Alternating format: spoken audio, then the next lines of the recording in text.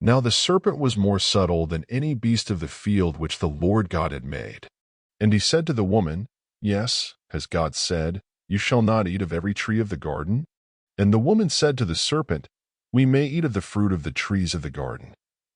But of the fruit of the tree which is in the middle of the garden, God has said, You shall not eat of it, neither shall you touch it, lest you die. And the serpent said to the woman, You shall not surely die. For God does know that in the day you eat thereof, then your eyes shall be opened, and you shall be as gods, knowing good and evil. And when the woman saw that the tree was good for food, and that it was pleasant to the eyes, and a tree to be desired to make one wise, she took of the fruit thereof, and did eat, and gave also to her husband with her, and he did eat.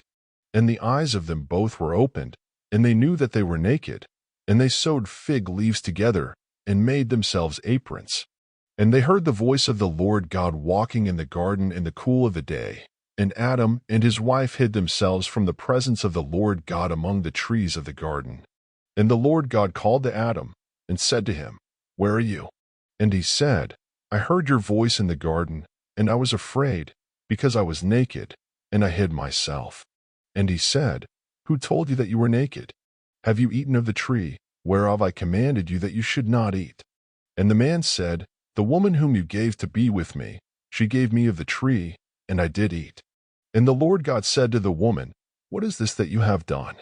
And the woman said, The serpent beguiled me, and I did eat. And the Lord God said to the serpent, Because you have done this, you are cursed above all cattle, and above every beast of the field. On your belly shall you go, and dust shall you eat all the days of your life. And I will put enmity between you and the woman, and between your seed and her seed. It shall bruise your head, and you shall bruise his heel. To the woman he said, I will greatly multiply your sorrow and your conception. In sorrow you shall bring forth children, and your desire shall be to your husband, and he shall rule over you. And to Adam he said, Because you have listened to the voice of your wife, and have eaten of the tree, of which I commanded you, saying, You shall not eat of it. Cursed is the ground for your sake, in sorrow shall you eat of it all the days of your life. Thorns also and thistles shall it bring forth to you, and you shall eat the herb of the field. In the sweat of your face shall you eat bread, till you return to the ground. For out of it were you taken, for dust you are, and to dust shall you return.